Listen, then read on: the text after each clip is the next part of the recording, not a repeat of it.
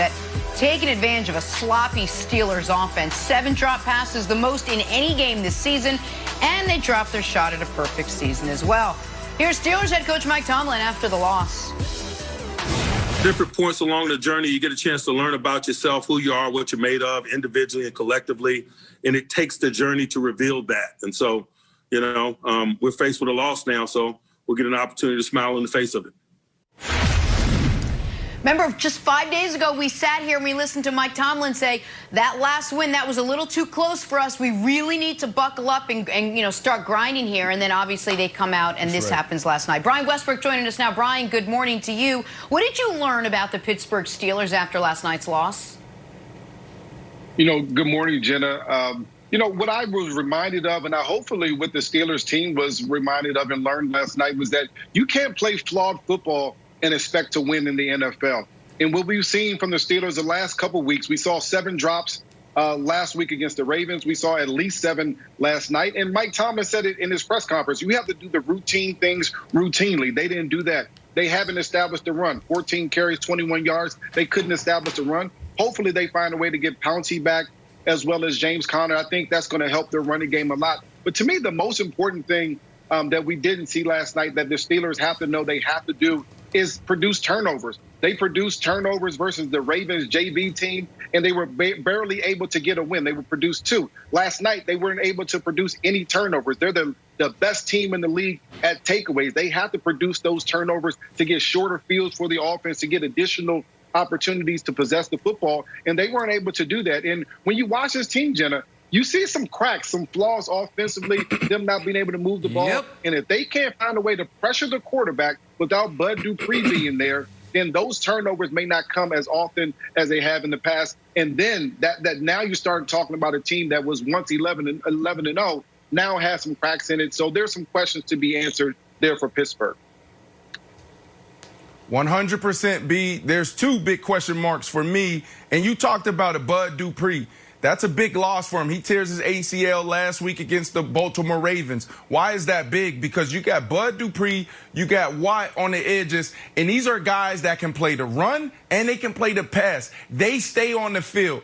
Nick talks about it, and he talked about it going back to the beginning of the season. This is probably one of the most dominant front 7s in the National Football League. Yep. So when you look at what's happening on the defensive side, you lose Bud Dupree. Last night, you lose Rob Spill, their linebacker, nickname for my guy. And then you also lose Joe Hayden to a concussion. This defense is good when they're all together. This, as you know, B, around this time of the year, December, this is a war of attrition. Who's healthy? There's a lot of guys walking around like zombies, the Walking Dead in these locker rooms. Now the defensive side is starting to face these injuries. Offensively, the other question mark is, where's the running game? And I know, man, I'm a wide receiver, and every time we talk about offense, I always talk about run game, run game, run game. Why is that important?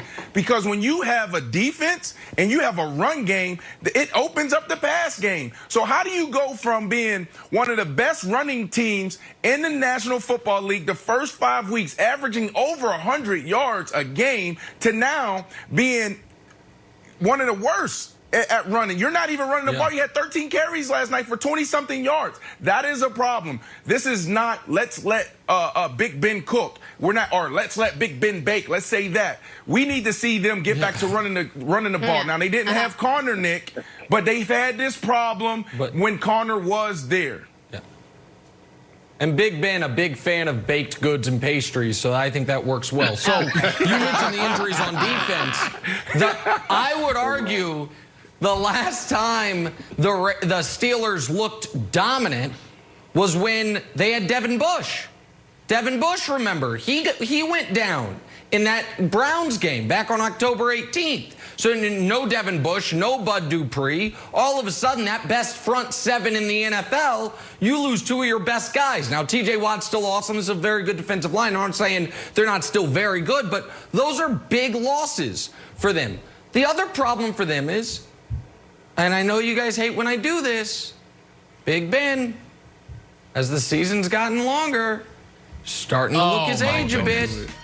Show America the numbers. First 9 games. Look at Big Ben.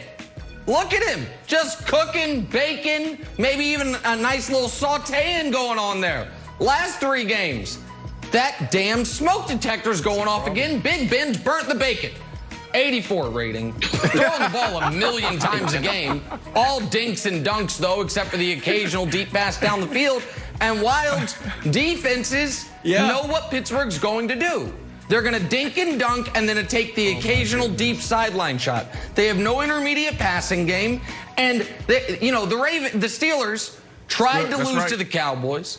They let the Titans a month and a half ago score 17 straight points. I didn't think they looked particularly good in either game against the Ravens, despite the Ravens quarterback, whether it was Lamar or RG3, turning the ball over a dozen times. I just think the team's shaky right now, and I think they don't have an offensive identity, Wilds. All right. With all this talk about let Baker cook and let everyone cook, Nick dusted off a vintage take from the preseason that Big Ben would wear down as he pulled it out of the wine cellar and blew it off. Oh, look at this. The Big Ben is getting old take. It's a fine vintage. Okay, here's the thing. Here's something weird that I would say. Brian, I'll throw it to you. If we were telling, like, hey, Wilds, what are you having for lunch? And I was like, you know what I'm going to have? Thanksgiving leftovers. You'd be like, what? You're still eating Thanksgiving Day food right now? Thanksgiving was forever ago. It's got to be spoiled and rotten. I'm like, yeah, you know why? That's the last time Washington played a game. Meanwhile, the poor Pittsburgh Steelers, who were competing with the Chiefs, and they were undefeated, to play 3 games in 12 days. So this idea, and I love Chase Young, I love number 99, but he's like, we were more aggressive, we were flying around. Yeah, you think? You've been hanging out since Thanksgiving. It's insane that we're not talking about how the pressure of the schedule and the Steelers finally reared their heads. I'm not ready to talk about systemic issues with the Steelers when maybe they just need to chill and take a breath and take that Thanksgiving Day nap. Yeah. It's not a question, but I want to throw it out to you, Brian. No, I think you're absolutely right. Playing 3 games in 12 days certainly takes a toll on it, especially the way that they have to play them. I'm talking about, we think we're going to play on Sunday night and then Monday, then Tuesday. Yep. They've been changing the schedule back and forth, and that puts a pressure on the football team. It also takes you out of your routine. Randy, you understand football players are creatures of habit, and so when you're out of their routine, it completely changes everything that you have going. But I do want to mention this. Not every loss is built the same. Sometimes when you have a loss, when you've been undefeated, it refocuses you. It allows you to get back to your center point where now you're focusing on the small things. When you win so many games in a row, you just think it's going to continue to happen. This loss for a Mike Tomlin coach football team is probably a much better thing than for a team that doesn't have a strong leader like Mike Tomlin. I think the Pittsburgh Steelers bounce back. Good.